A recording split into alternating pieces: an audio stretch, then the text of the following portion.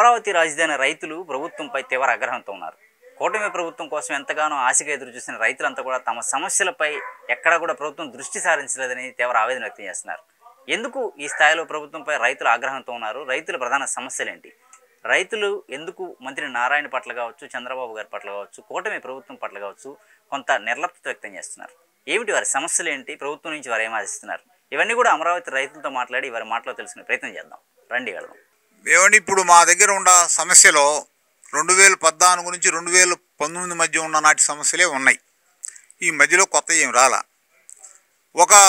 ఈ ప్రభుత్వం, కూటమి ప్రభుత్వం వచ్చినాక మనం ఒక 3 నెలల పాటు వాళ్ళు సెటరేట్ అవ్వాలి అనే ఉద్దేశంతో మేము వాళ్ళని డిస్టర్బ్ చేయాలి. అధికారులు కానీ, కమిషనర్ స్థాయిలో అధికారులు కానీ ఉండే, లేకపోతే దీనికి సంబంధించినటువంటి మంత్రివర్యులు నారాయణ గారిని కానీ డిస్టర్బ్ చేయాలి.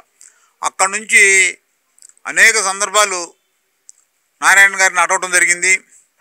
ఆయనకి కలిసి వచ్చిన డేటు ప్రతి నెల 15వ తారీఖు చక్కగా 15 కలుద్దాం అంటాడు. ఆ 15 విజయవంతంగా ముగిసేది. మళ్ళీ మేము 20 ఆ ప్రాంతంలో మళ్ళీ ఏదో ఆడటం మళ్ళీ 15 కలుద్దాంలే అనేవాడు. అట్లా గడుచుకుంటా ఓ 15 మాసాల తర్వాత మేము కూడా మరి మీలాంటి వారి ద్వారా, మా ప్రచార మాధ్యమాల ద్వారా కొంచెం మేము కూడా ఇది అసంతృప్తి వ్యక్తం చేసిన సందర్భంలో ఆగస్టు 5వ తేదీ నాడు మాతో కలవడానికి సిద్ధపడ్డాడు.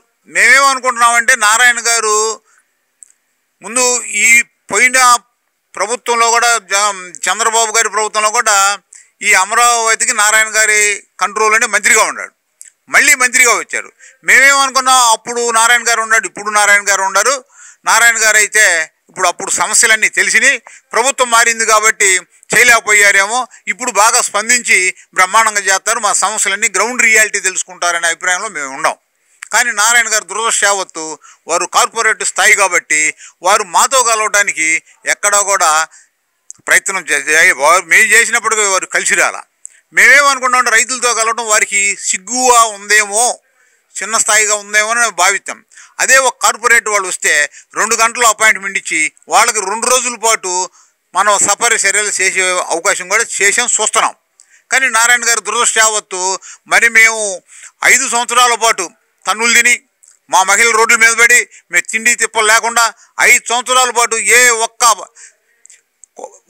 ఒక్క సామాజిక వర్గం కూడా, ముస్లిమ్స్ కానివ్వండి, క్రిస్టియన్ కానివ్వండి, హిందువులు కానివ్వండి, 5 సంవత్సరాల పాటు ఎక్కడో కూడా పండగ అనేది అందరం మర్చిపోయాం ఈ రాజధాని ప్రాంతంలో ముఖ్యంగా. అట్లా మేము పోరాటం చేసుకోతే మా పోరాట ఫలితం కూటమి ప్రభుత్వం వచ్చింది, మన సమస్యలు పరిష్కారం అవుతాయని ఈ ప్రాంతం ప్రజలు, భూములు ఇచ్చిన వాళ్ళందరూ కూడా 1000 కళ్ళతో ఎదురు చూశారు. దాని నారాయణ గారు ఇది వారికి చిన్న చూపుగా ఉంది. మేమైతే అనుకుంటుంది ఏంటంటే, కార్పొరేట్ స్థాయిలోనే వారు ఆలోచిస్తున్నారు తప్పితే గ్రౌండ్ రియాలిటీ ఆలోచించడం లేదనేది మాకు స్పష్టంగా నారాయణ గారు పెట్టిన ఇబ్బంది వల్ల మాకు స్పష్టంగా అర్థమైంది. సరే, ఎట్టికేలకు ఆగస్టు 5వ తేదీ నాడు మాకు అపాయింట్మెంట్ ఇచ్చారు జేఏసీకి. ఆ రోజు కమిషనర్ గారు, మన కన్నబాబు గారు ఉన్నారు, కూర్చున్నాం, మాట్లాడాం. మా జేఏసీ 14 అప్పుడున్న సమస్యలు 14 వారి ముందు పెట్టి, జేఏసీ సభ్యులు ఒక్కొక్కరు ఒక్కొక్క అంశం తీసుకొని వారికి క్షుణ్ణంగా వివరించడం జరిగింది. ఇవన్నీ చేయదగ్గయ్యే, కమిషనర్ గారు చూస్తారు, మీకు నెల నుంచి నెల 15 రోజుల్లో మళ్ళీ మీకు ఫీడ్బ్యాక్ ఇస్తాం, ఏం జరిగింది అనేది పరిష్కరించి, అవన్నీ ఎందుకు అవ్వలేదో కూడా మేము చెబుతాం, మళ్ళీ మనం నెల నుంచి నెల 15లో కలుద్దాం అన్నారు. ఆగస్టు 5, ఇవాళకి నవంబర్ మిడిల్కి వచ్చేసాం. ఇంకా 10 రోజులు ఉంటే నవంబర్ కూడా వెళ్ళిపోద్ది. ఇప్పుడు 5 మాసాలు పూర్తి అయిపోయి 6వ మాసానికి వెళ్ళబోతున్నాం. పాపం దురదృష్టవత్తు వారు ఇప్పుడు కూడా మాతో కలవడానికి సిద్ధంగా లేరు. మంత్రివర్యులు కానివ్వండి, బ్యూరోక్రాట్స్ కానివ్వండి, కలవాలనుకుంటే వాళ్ళకి పెద్ద సమయం కాదు, వాళ్ళే సమయం పెట్టుకుంటారు. కలవదలుచుకున్నప్పుడు అనేక కారణాలు అడ్డం వస్తాయి. విదేశీ టూర్లు ఉంటాయి, లేకపోతే బ్యూరోక్రాట్స్ మీటింగులు ఉంటాయి, లేకపోతే డెలిగేషన్స్ వస్తారు, లేకపోతే ఇంకోటి వస్తాయి, ఏమీ లేకపోతే వీళ్ళే పని కల్పించుకుంటారు. కలవడం ఇష్టం లేనప్పుడు జరిగేది ఇది. మాకంత తెలియని తనంలో మేము లేవు అనేది కూడా ఒకసారి మంత్రివర్యులు నారాయణ గారు తెలుసుకోవాల్సిన అవసరం ఉందనేది కూడా మేము చెబుతున్నాం. ఇదే కనుక మంత్రివర్యులు కార్పొరేట్ స్థాయి నుంచి వచ్చిన వ్యక్తి కాకుండా, రియాలిటీగా గ్రౌండ్ లెవెల్ నుంచి వచ్చిన ఒక కార్పొరేట్ కాకుండా పొలిటికల్ నుంచి వచ్చే వ్యక్తి అయితే, ఆ వారు కనుక మంత్రిగా ఉంటే ఈ స్థానంలో ఈ పాటికి వారు మమ్మల్ని 10 సార్లు కలిసేవాళ్ళు, మేము ఒక 20 సార్లు కలిసేవాళ్ళం. సమస్యలు దాదాపుగా కొలికొచ్చాయి. ఇప్పుడు కొత్తగా నిన్న పిలిచారు. దేనికోసం ఈ బిల్డరు స్ట్రక్చరల్ ఇది నామ్స్ చెప్పడం కోసమని నిన్న పిలిస్తే సార్, దాంతో అనుకోకుండా అడిషనల్ కమిషనర్ గారు కూడా మాకు కలవడం జరిగింది. వారు ఏమైనా ఉంటే సమస్యలు అంటే మా శాంకిషోర్ గారు స్పష్టంగా చెప్పారు. ఏమండి, మీరు నారాయణ గారు ఎప్పుడు నవ్వుతూ ఉంటారు, మీ దగ్గరకు రాగానే సమస్యలన్నీ పరిష్కారం అయిపోయి మీ దాటిపోయినాక మళ్ళీ ఎక్కడేసా గొంగడంటే అక్కడే ఉండటని మీరు సమస్యలు అట్టానే ఉంచుతారు.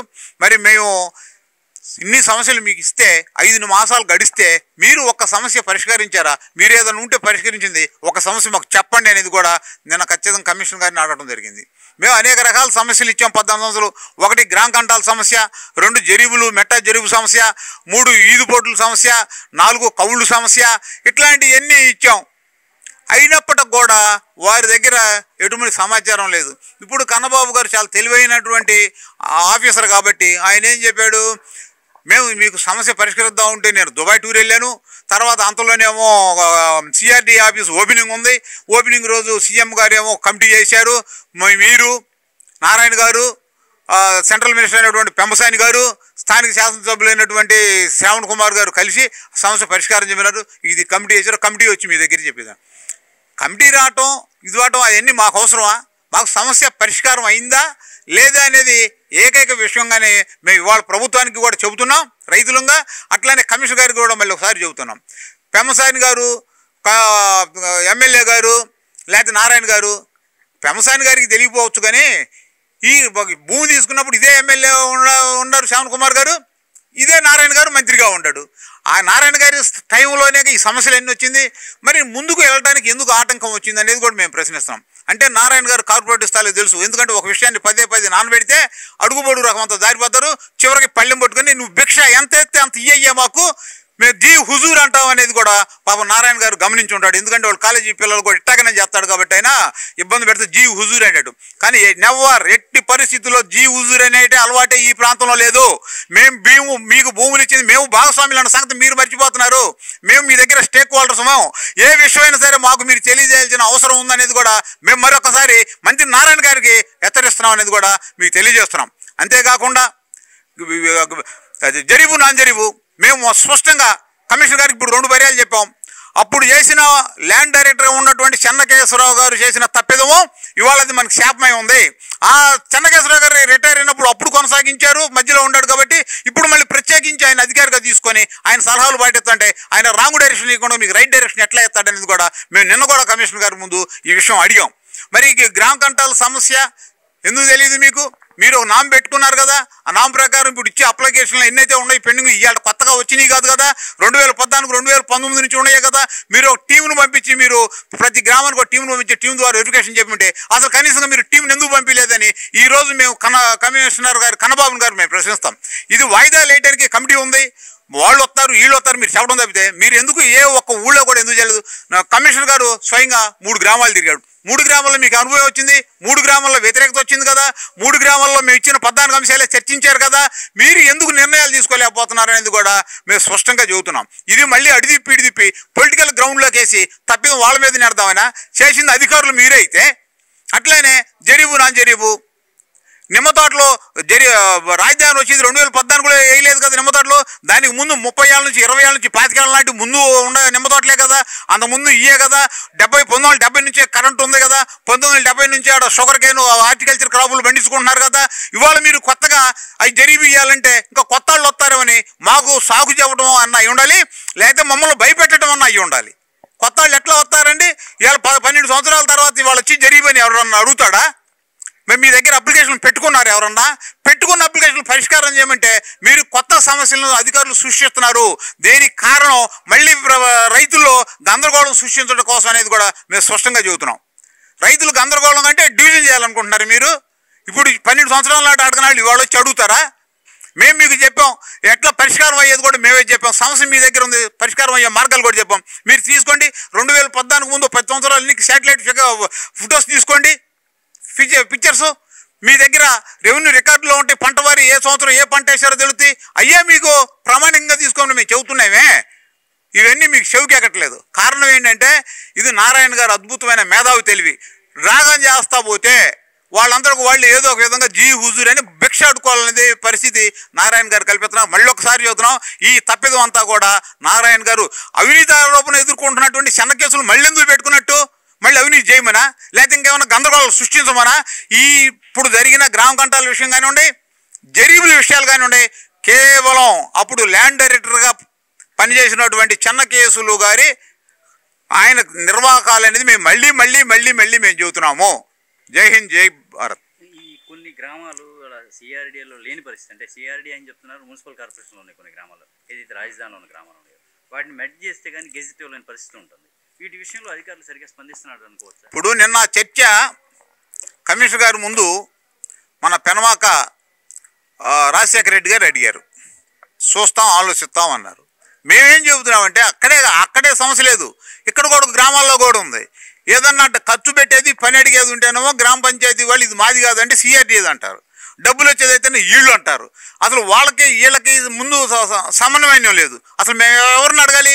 ఉదాహరణకి ఒక గ్రామంలో స్థలం ఉంటే ఆ స్థలం కొలవాలంటే పంచాయతీ ఆఫీస్కి వెళ్తున్నాం మేము కాదంటారు, రెవెన్యూకి వెళ్తున్నాం మేము కాదంటారు, సిఆర్డీకి వెళ్తున్నాం మేము కాదంటారు. ఎవరు పంపాలి సర్వేర్లని? దీనికి ఏమైనా కొత్త వ్యవస్థ ఉందా? ముందు అదే నిన్న కమిషనర్ గారిని అడిగారు, ముందు మీరు సమన్వయం చేసుకొని ఒక డిపార్ట్మెంట్ ఏదో అనేది మాకు అలాట్మెంట్ చేస్తే చేస్తాం. ఒక సర్టిఫికేట్ కావాలి, ఖాళీ స్థలం ఉంది, ఎవరు ఇవ్వాలి? పంచాయతీ వాళ్ళు ఇది మేము కాదండి సిఆర్డీఏది అంటారు, సిఆర్డీ వాళ్ళు ఇది మేము కాదు రెవెన్యూ వాళ్ళు అంటారు, రెవెన్యూ వాళ్ళు ఏమంటారు పుస్తకాలు మొత్తం సిఆర్డీ వాళ్ళు తీసుకెళ్లారని మాకేం సంబంధం లేదంటారు. ఈ గందరగోళంలో మమ్మల్ని ఇబ్బంది పెట్టి మమ్మల్ని ఒక రకంగా చెప్పాలంటే మేము భూములు ఇచ్చి తప్పు చేసాము, చంపలేసుకోవాల్సిన పరిస్థితి ఏర్పరిచింది. మేము కావాలని కోరుకొని ఈ ప్రభుత్వాన్ని తెచ్చుకున్నా కూడా వీళ్ళు ఎంతో ముందుగానే మేము 2 నెలల్లో 3 నెలలను స్పందించి పనిచేస్తారనుకున్నాం. 2 సంవత్సరాలు అయినా కూడా వీళ్ళేం చేసే పరిస్థితి లేరు. మళ్ళీ మేము రోడ్లు ఎక్కే పరిస్థితి వీళ్ళు కల్పిస్తున్నారు. ఇళ్లలో మా మహిళలు ఆవేదన చెందుతున్నారు. కుటుంబాలని పెద్దతరంగా ఉండేది పోషించేది మహిళలే. అందుకోసమే మన మహిళా తల్లులు మా బిడ్డలు ఏమైపోతారు, ఆ తర్వాత బిడ్డలు ఏమైపోతారు అనేది రోడ్ల మీదకి వచ్చింది. ఈ కళ్ళకు అవపడతారు నారాయణ గారికి అవపడదు. ఎందుకు అవపడడం అంటే అమరావతి టు తిరుపతి యాత్రకు పోతే ఆయన నియోజకవర్గంలో కుండా యాత్ర పోతుంటే కనీసం పలకరీలా, కనీసం ఆయన పలకరిస్తే పలకరిపాడు, ఆయన తాలూకా కూడా వచ్చి పలకరీలా. వైసీపీలో ఉండేటువంటి కోటం రెడ్డి శ్రీధర్ రెడ్డి వచ్చి పలకరించాడు. మీకు ఏదైనా సమస్య ఉంటే మా దగ్గరకు రండి, నాకు ఫోన్ చేయండి, ఫోన్ నెంబర్ ఇచ్చేళ్ళాడు, మీకు కావాల్సిన సహాయ సహకారాలు అందిస్తాను. నారాయణ గారు అప్పుడు స్పందించలా, ఇప్పుడు స్పందించలా. మా మహిళలందరూ రోడ్ల మీద పడి కిర్రో మొర్రోని ములకప్పల్లో పెరిగెత్తి అడు పెరిగెత్తి ఇటు పెరిగెత్తి ఆ పోలీసుతో తనులు తిని ఈ పోలీసుతో తనులు తిన్నా కూడా నారాయణ గారు ఈ ప్రాంతానికి వచ్చిన దాఖలాలు లేవు. కనుక నారాయణ గారికి అప్పుడు ప్రేమ లేదు, ఇప్పుడు ప్రేమ లేదని నా నిదర్శనం అప్పుడు ఉందో లేదో మాకు తెలియదు. సమస్య వచ్చినప్పుడు నిలబడ్డాడు, ప్రేమ ఉండట్టు, వాళ్ళు మన నిర్మాలు ఉండట్టు బ్యాక్ ఎండ్గా. నారాయణ గారు అప్పుడు లేడు, మరి ఇప్పుడు ఎట్లుంటాడు మేము అనుకుంటాం. ఇది ఈ పుట్టి ముంచేది ఈ విషయాల్లో నారాయణ గారే. ఇది స్పష్టంగా చంద్రబాబు గారు తెలుసుకోవాల్సిన అవసరం ఉంది. పదే ఆ మంత్రి ఈ మంత్రి అని పదే చెప్పి మమ్మల్ని కాలయాపన చేస్తే ఇక సహించేది లేదు, మాకు ఓర్పు కూడా లేదు. జరిగిపోయిన నష్టాలన్నీ అప్పుడే జరిగినాయి. మమ్మల్ని 10 సంవత్సరాలు అందరు కలిపి నెట్టారు. పోయినసారి నారాయణ గారు స్వయం కృతమే కదా, గెజిట్ చేయకుండా ఆగం చేయటమే. ఆయన వచ్చి 2, 3, 12, 50 అంది. మళ్ళీ ఇవాళ నారాయణ గారు ఎందుకు దీన్ని తీసుకోడు? ఇవాళ నారాయణ గారు ఆగస్టు 5 కలిస్తే 2 నెలల తర్వాత కలుద్దాం, లేదా నెల తర్వాత కలుద్దాం అని ఎందుకు స్పందించడు? ఎప్పుడు చెప్పినా 15వ తారీఖు కలుద్దాం అంటాడు. ఆయన మంచి కలిసి వచ్చిన రోజు అది. కనుక ఇది నారాయణ గారి విషయంలో మా భూములు ఇచ్చిన రైతులందరూ కూడా చాలా తీవ్ర అసంతృప్తితో ఉండారు.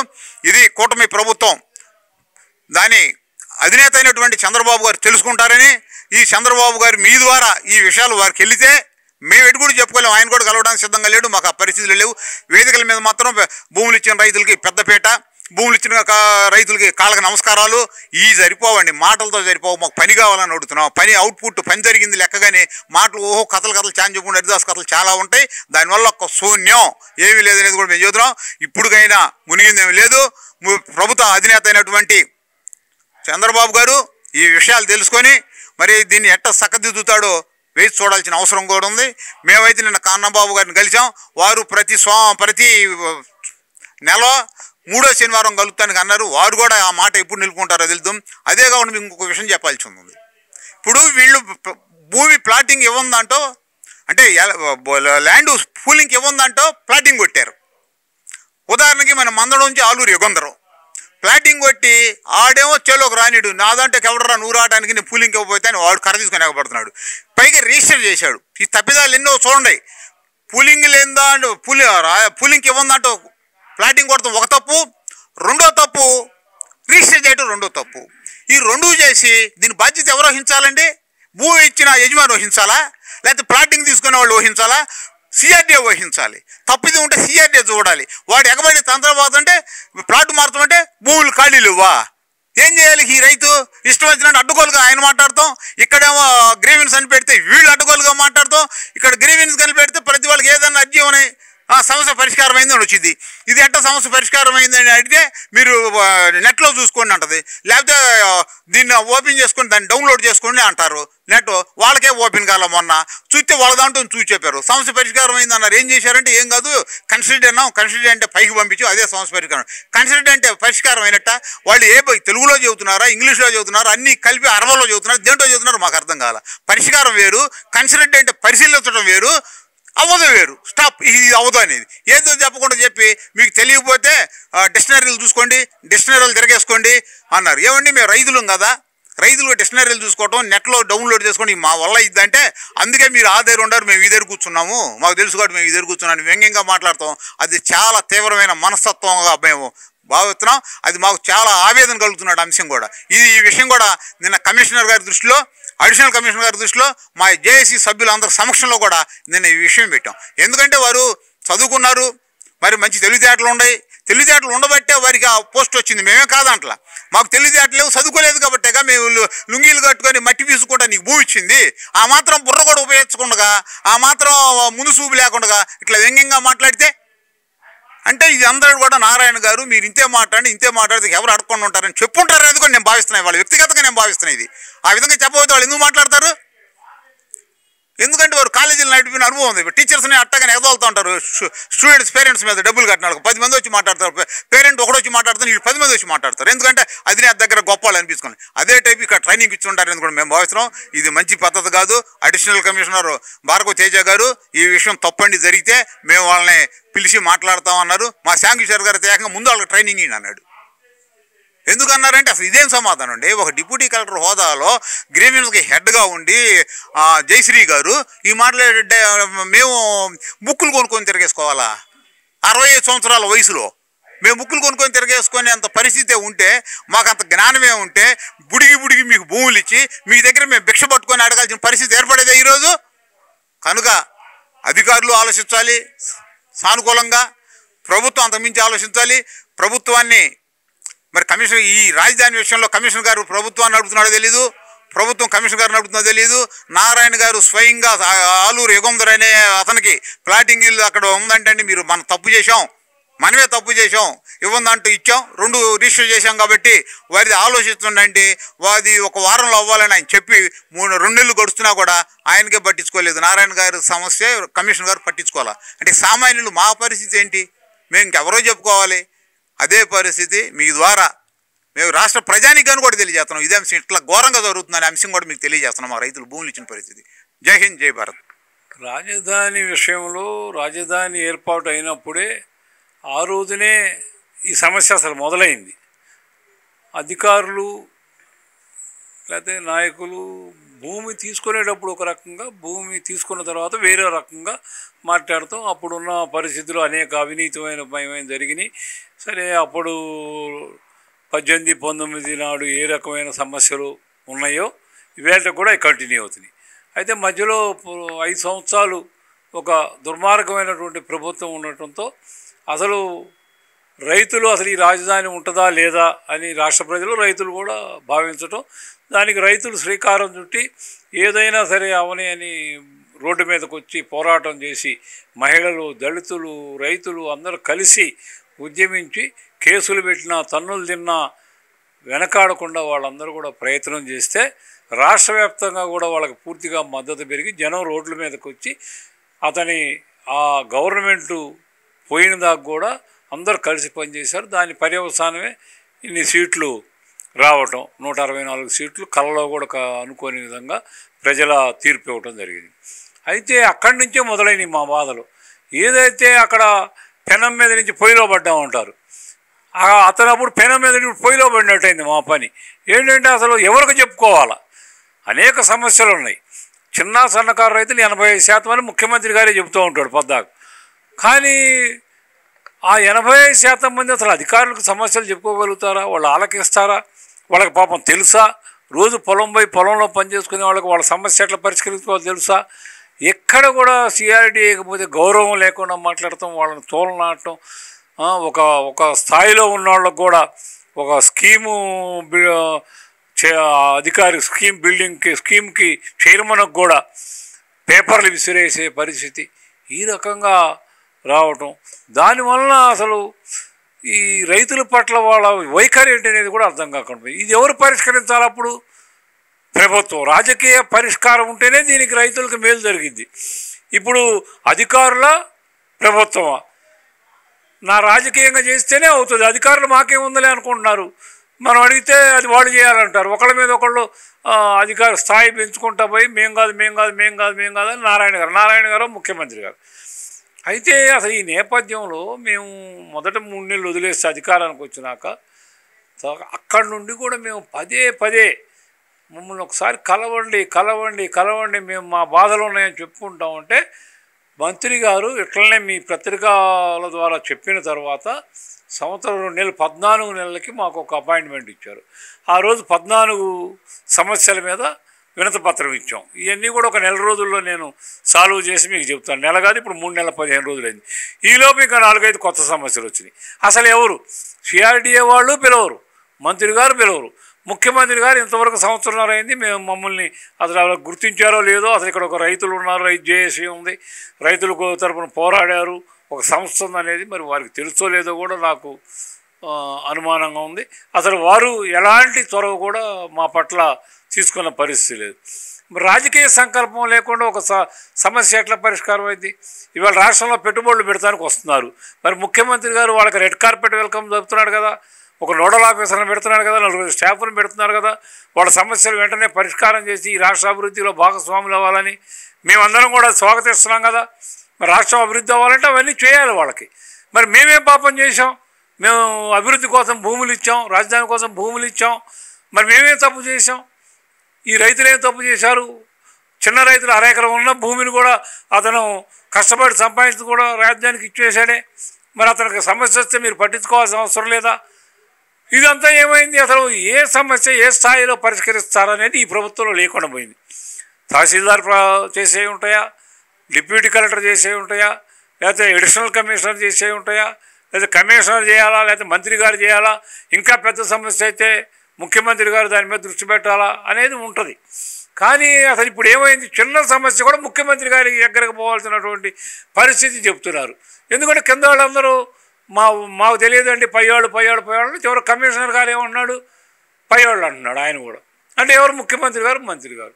ఇప్పుడు నిన్న కమిషనర్ గారిని కలిసాం, ఆయన ఏమంటాడు? ఇప్పుడు ఏమంటే మన ముగ్గురితో కమిటీ చేశారు, నారాయణ గారితో, పెమ్మసాని గారితో, ఎమ్మెల్యే గారితో, వాళ్ళు మీతో మాట్లాడి నిర్ణయం చేస్తారని.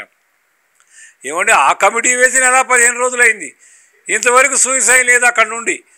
ఏం పరిష్కరిస్తారు? మీ వైపు నుంచి ఏంది? అసలు మీరెందుకు కలవరు మమ్మల్ని? నెలకు ఒక్కసారి మమ్మల్ని కలవచ్చుగా అంటే ఆయన నిన్న చెబుతారు ఇక నుండి కలుస్తానండి అంటారు. సంవత్సరంన్నర అయిపోయింది, ఇప్పటి నుంచి ప్రతి నెల కలుస్తానండి మిమ్మల్ని అంటారు. కాబట్టి అసలు ఒక యంత్రాంగం అనేది ఇదేంటంటే కార్పొరేట్ రైలు నువ్వు అన్ని సింగిల్ విండో అయిపోతున్నప్పుడు ఒక యంత్రాంగాన్ని ప్రభుత్వం నిర్మాణం చేయాలి. ఇదిగో ఈ సమస్యలు మీరు పరిష్కరించేయండి అని. కానీ ఆ యంత్రాంగం లేకపోవటం ఎన్నటికి సమస్యగా వచ్చింది. మేము 14 సమస్యలు వస్తే 2019లో ఎక్కడ వదిలేసామో గ్రామ కంటాల సమస్య, వీధిపోట్ల సమస్య, జరీబీ భూముల సమస్య, దళిత రైతుల యొక్క అసైన్ భూముల సమస్య, ఇట్లా టిడ్కోయిల సమస్య, ఎన్ని రకాల సమస్యలు కూడా ఒక్క సమస్య కూడా ఇవాళ పరిష్కారం చేసేటువంటి యంత్రాంగం కానీ ఆలోచన కానీ సంకల్పం కానీ ప్రభుత్వానికి లేకపోవడం కూడా మాకు దురదృష్టం. మేము చంద్రబాబు నాయుడు గారు ప్రభుత్వం రావాలని ప్రతి ఒక్క వ్యక్తి అనుకున్నాడు, ఇక్కడ రాష్ట్రంలో అనుకున్నారు. ఆయన వస్తే మన సమస్యలు పరిష్కారం అవుతాయని మేము భావించాం. కానీ మరలా మన ప్రభుత్వం మీద కూడా మనము ఉద్యమించాల్సినటువంటి పరిస్థితిని తీసుకొచ్చారు. మమ్మల్ని మళ్ళీ పోరుబాటులోకి నెడుతున్నారు మీరు అనేది మా బాధ. ఇది ఒక దురదృష్టకరమైన సంఘటన. ఎక్కడ కూడా ఇట్లాంటివి జరగవు. ఒక ప్రభుత్వాన్ని తెచ్చుకున్న తర్వాత ఒక ముఖ్యమైన విషయంలో ఇట్లా దూరం పెట్టేసి మాట్లాడకుండా అసలు వాళ్ళు ఈ రైతులే అవసరం లేదన్నట్లుగా ఇట్లా ప్రభుత్వం వ్యవహరిస్తుంది. దీని మీద మేము చాలా తీవ్రంగా ఇబ్బందులు పడుతున్నాం, విచారిస్తున్నాము. మేము అందరం కూడా మొన్న సమావేశం అయినప్పుడు రేపు 29వ తారీఖు అందరూ దళిత నాయకులు, దళిత రైతులు, మహిళలు, రాజధాని ప్రాంత రైతులందరూ కూడా కలిసి ఈ యొక్క విషయం మీద ప్రభుత్వం కనుక ఇలానే ఉంటే మనం ఏ రకమైన కార్యాచరణ చేపట్టాలి ప్రభుత్వం మీద మన హక్కులు సాధించుకోవడానికి? ఈ ప్రభుత్వానికి మేము వ్యతిరేకం కాదు, ముఖ్యమంత్రి గారికి అంతకన్నా వ్యతిరేకం కాదు, కానీ మా ఉనికికే ప్రమాదం ఏర్పడినప్పుడు మేము బయటకు వచ్చి పోరాడాల్సిన అవసరం ఉంది. దానికి అందరం కూడా నిర్ణయం తీసుకున్నాం. కలిసికట్టుగా ఈ యొక్క ప్రభుత్వం మీద అవసరమైతే మేము పోరాడటానికి సిద్ధంగా ఉన్నాం. లక్ష్మీనారాయణ అండి. నేను రాజధానికి, మాది అనంతవరం గ్రామం. నేను రాజధానికి 2 ఎకరాల 53 సెంటు స్వచ్ఛందంగా భూమికి ల్యాండ్ పూలింగ్ స్కీమ్ కింద భూమి ఇచ్చి ఉన్నానండి. నేను ఒక విషయం చెప్పదలుచుకుంది ఏంటంటే, ఇక్కడ గ్రీవెన్స్ అనేది ఒకటి నడుస్తుందండి. ప్రతి అన్ని గ్రామాలకు కలిపి ఇక్కడ తుళ్ళూరు గ్రామంలో గ్రీవెన్స్ అనేది నడుస్తుంది. ఈ గ్రీవెన్స్ పోస్టు పెట్టినప్పుడు దగ్గర దగ్గర వందల సంఖ్యలో అర్జీలు అనేది రైతు సోదరులు అనేది వచ్చి తమ యొక్క సమస్యల పరిష్కారం కోసం అర్జీలు అనేది ఇచ్చి ఉన్నారు. అవి ఇప్పటికి కూడా కొన్ని సమస్యలు అనేది పరిష్కారం కాల. ఇప్పుడు పదుల సంఖ్యలోనే గ్రీవెన్స్ అనేది అర్జీలు అనేది వస్తున్నాయి. దీనికి ముఖ్యమైన కారణం ఏంటంటే, అక్కడికి వెళ్ళినా కూడా సమస్యల పరిష్కారం కావని చెప్పేసి రైతుల్లో ఒక రకమైన అభిప్రాయం. మరియు రైతులకి ఈ మనం చెప్పే సమస్యలన్నీ కూడా ప్రభుత్వం నిర్ణయాల మీదే ఆధారపడి ఉన్నాయని చెప్పేసి రైతులు కూడా రాలేకపోతున్నారు. ఒకవేళ వచ్చినా సరే అక్కడికి వచ్చిన తర్వాత ఇప్పుడు కొత్తగా భార్గవ తేజ గారు వచ్చారండి. భార్గవ తేజ గారు రెండు గ్రీవెన్స్కి అటెండ్ అయ్యారు. తర్వాత ఇప్పుడు భార్గవ తేజ గారు రావట్లేదు. ఇప్పుడు నోడల్ అధికారి ఒక మేడం గారిని అక్కడ ఈ గ్రీవెన్స్ అనేది రన్ చేస్తున్నారు. ఆమె సమాధానాలు ఏ విధంగా చెప్తుందంటే, నాకే 9వ విడత కౌలు పడలేదని చెప్పేసి ఒక గ్రీవెన్స్లో నేను అర్జీ పెడితే సమస్య పరిష్కారం ఏందని మెసేజ్ వచ్చింది. సమస్య పరిష్కారం ఏందండి మెసేజ్ వచ్చిందని నేను కొంచెం గట్టిగా అడిగితేటప్పటికి, అప్పుడు మీ భూముల రేట్లు ఎంత, ఇప్పుడు మీ ప్లాట్ల రేట్లు ఎంత అని చెప్పేసి ఆమె నన్ను క్వశ్చన్ చేసిందండి. నేను కూడా అధికారి యొక్క గౌరవం కాపాడటం కోసం, ఏమండి మీరు అప్పుడు జాయిన్ అయినప్పుడు మీ యొక్క జీతం ఎంత, ఇప్పుడు మీకు ఎంత పెరిగిందని నేను కూడా అడిగేవాడిని. కాకపోతే ఆ గౌరవం కాపాడటం కోసం అందరిలో నేను ఆ విధంగా అడగలేకపోయానండి. అదేవిధంగా ఇప్పుడు మొన్న ఒక సోదరుడు వచ్చి గ్రీవెన్స్లో సమస్య పరిష్కారం అయిందని చెప్పేసి గ్రీవెన్స్లో ఏంటంటే నేను వచ్చి అడిగితే, నేను కూడా పక్కనే ఉన్నాను, రైతు సోదరుడు నన్ను తీసుకొని వెళ్ళారు. ఆ రోజు రైతు సోదరుడికి చెప్పింది ఏంటంటే, మీరు నెట్లో చూసుకోవాలండి, కంప్యూటర్లో చూసుకోవాలండి, లేకపోతే ఫోన్లోనే వస్తాయండి అని చెప్పిందండి. రైతులకి వాస్తవంగా అది చూసుకునే పరిజ్ఞానం కూడా లేదండి. పరిజ్ఞానం కూడా లేకనే ఆయన వాళ్ళు చూపిస్తుంటే చూసి, ఇదిగోండి కన్సిడర్ అని ఉంది కదండి అని అంది. కన్సిడర్గానే ఉండటం ఏందండి, కన్సిడర్ అంటే ఏంటంటేనండి, ఆ రైతు అడిగాడండి. వాస్తవంగా ఆయనకు కూడా తెలియదు కన్సిడర్ అని అంటే ఏంది. దీన్ని మీరు డిక్షనరీలో చూసుకోవాలండి అని అందండి. ఇప్పుడు రైతుతో మాట్లాడే విధానం అదేనండి. డిక్షనరీలో రైతులు చూసుకోగలరండి. అట్లయితే ఒక రైతు సోదరుడిగా నేను ఇప్పుడు ప్రభుత్వం వారికి ఒక సూచన చేయదలుచుకున్నాను. అర్జీతో పాటు మీరు ఇచ్చే అక్నాలజ్మెంట్తో పాటు, గ్రీవెన్స్ అక్నాలజ్మెంట్తో పాటు ఒక ఆక్స్ఫర్డ్ డైరీ కూడా ప్రతి ఒక్క రైతుకి ఇస్తే, మీరు పంపించే మెసేజ్లు డైరీలో ఎత్తుక్కొని అక్కడే సమస్యలు రైతులు ఈ మెసేజ్ యొక్క అర్థాలు తెలుసుకొని వాళ్ళు మీ దగ్గరికి రాకపోవటమో వస్తామో తెలుసుకుంటారండి. అదేవిధంగా ఇప్పుడు యువనోళ్ళ దాంట్లో కొంతమందికి ప్లాట్లు వచ్చినాయి ఉన్నాయండి.